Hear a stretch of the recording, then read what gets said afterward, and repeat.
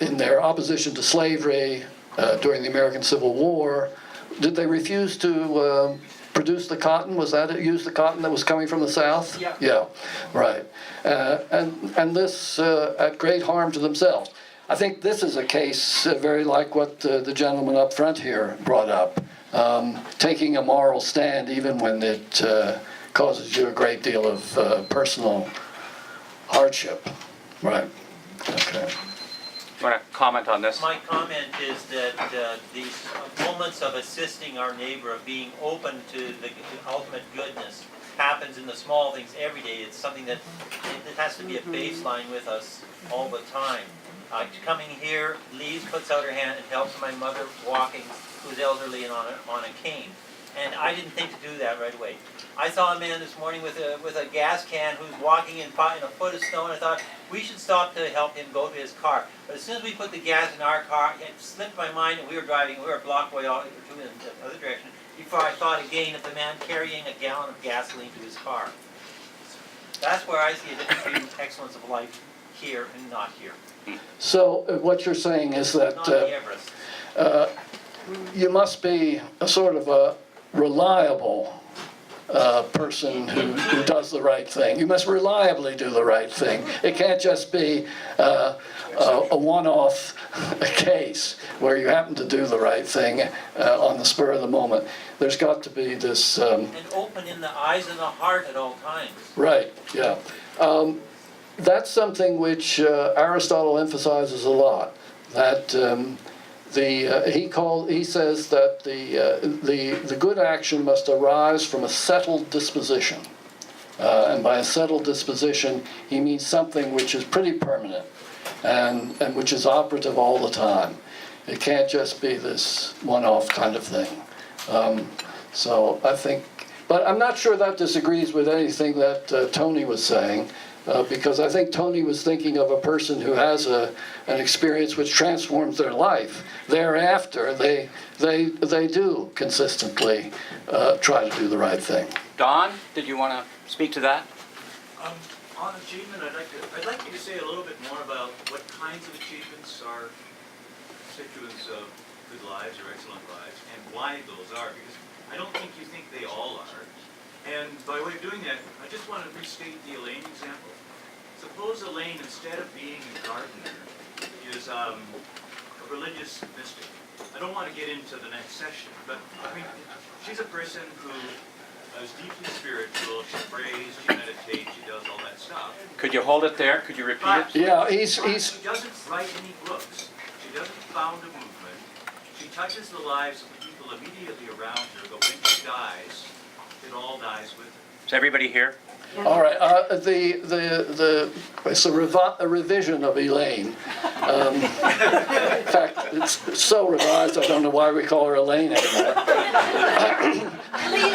Helena. Right. Helena is a kind of religious mystic. I mean, she meditates a great deal.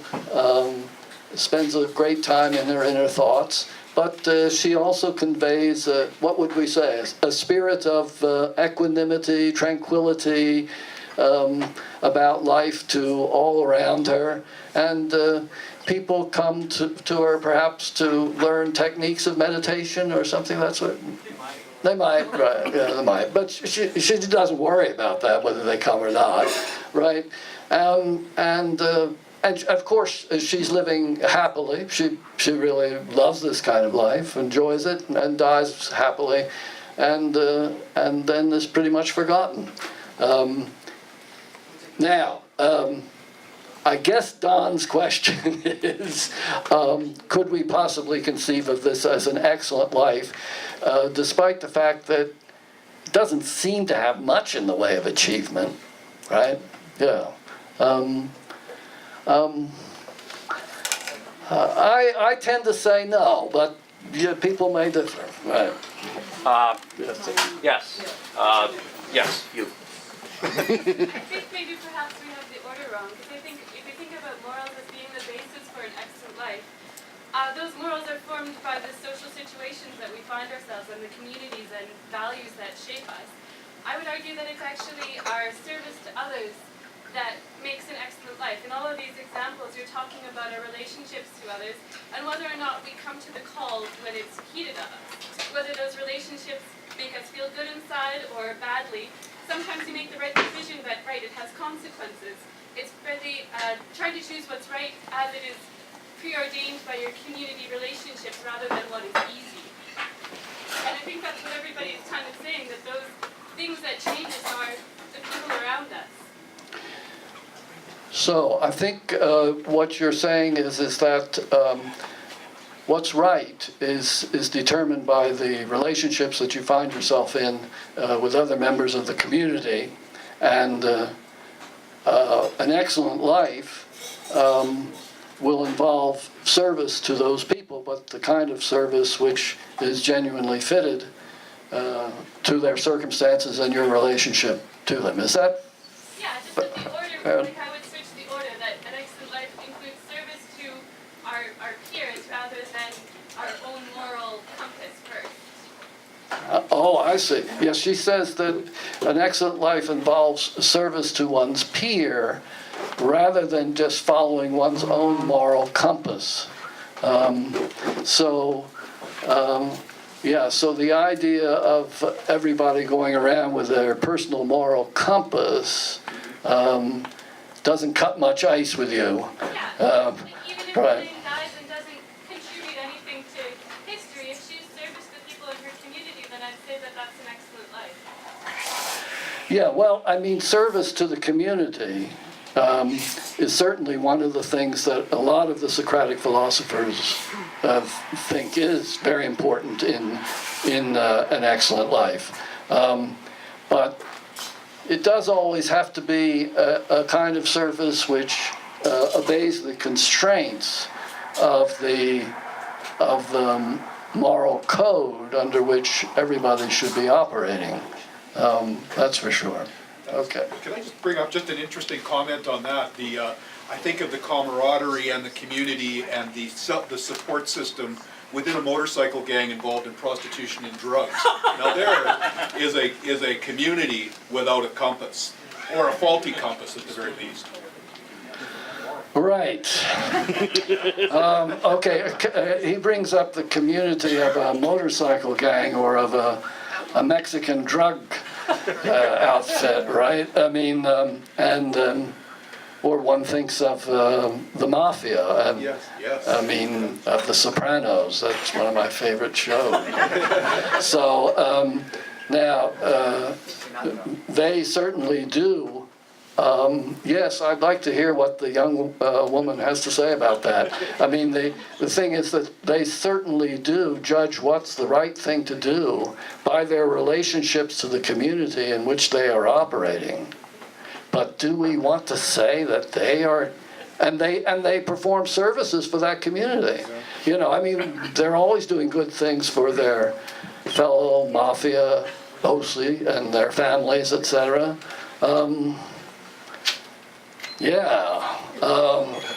What do you say about that? Well, my mom and I actually were talking about this the other day, the idea that, you know, we're in an age of globalization where relationships between people were no longer just nations, we are individual on a global scale.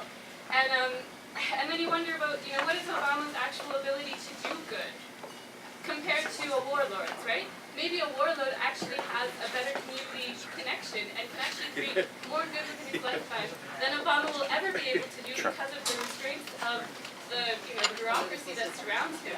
Even though, you know, the President of the United States is morally, a more acceptable political figure than a warlord, maybe a warlord is actually better at servicing his community's needs than Obama will ever be. I see. All right. But does that make his life excellent? Let's see if anybody else has a comment on that one. You want to comment on that? Yeah. Yes, sir. Personally, I believe you get more from life. You'll get more from sacrifice than you will from comfort and ease. With regards to the warlord being able to do more within his community, I personally believe that right and wrong is really defined by the society in which you live. You know, what's right and wrong for us might be what's obviously you're not going to be right and wrong for a motorcycle gang. You know, people are, in my personal opinion, generally going to be products of their environment. Now, when it comes to leading an excellent life, some of that has to be sacrificed. You have to be willing to give things up to achieve a certain goal. Sorry, what has to be sacrificed? Well, yes, comfort and ease. Oh, I see. Comfort Right. and ease would have to be sacrificed. Sure. You have to have struggle and sacrifice, so you're sacrificing. Pardon? Immediate self-fulfillment. Wait a minute, let him say. Please.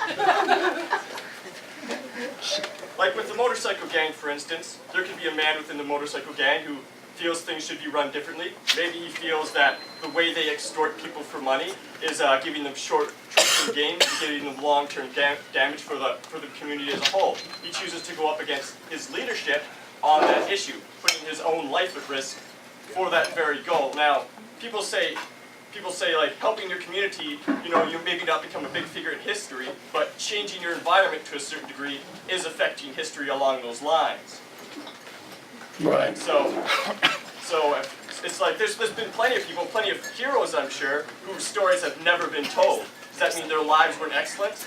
If someone in the community was sick and you went out into the bush to try to find the herb that would heal them, and you died and another guy came back with the herb, obviously he would be praised and you would probably be forgotten. But does that mean the struggle and sacrifice you were willing to put out to save that person's life is not excellent? I would say no, their life was very excellent. They were willing to give all so that something they believed in could be accomplished or had a chance to be accomplished. Right. Did everybody hear that, or do I? Okay. Yeah, look, nothing that I've said indicates that the Greek philosophers thought that your life had to be praised in order to be excellent. It just has to be the sort of life which is deserving of praise, right? And now your business about sacrificing comfort and that sort of thing in order to stand up for what you think is right, or to make progress toward a very worthwhile goal. Yeah, the only thing that somebody like Aristotle would say is that the genuinely good person, the person of excellent character, would actually enjoy that. That is, it would make his or her life more pleasant to engage in that kind of sacrifice of physical comforts, right? Because none of these philosophers hold very much by physical comfort. Now I'm still a little bit troubled by this business that, the standards of what's admirable are really just set by the particular community in which you are operating. And so that those standards, the mafiosi have their standards, the Edmonton bourgeoisie have their standards, etc. And you just have to relativize the admirableness of life to those communities. Yeah, maybe. One more, and then we'll take a break, and there'll be a chance to refresh your tea and what have you. But the lady here, did you want to? Oh. Was it? No, it was you. Oh.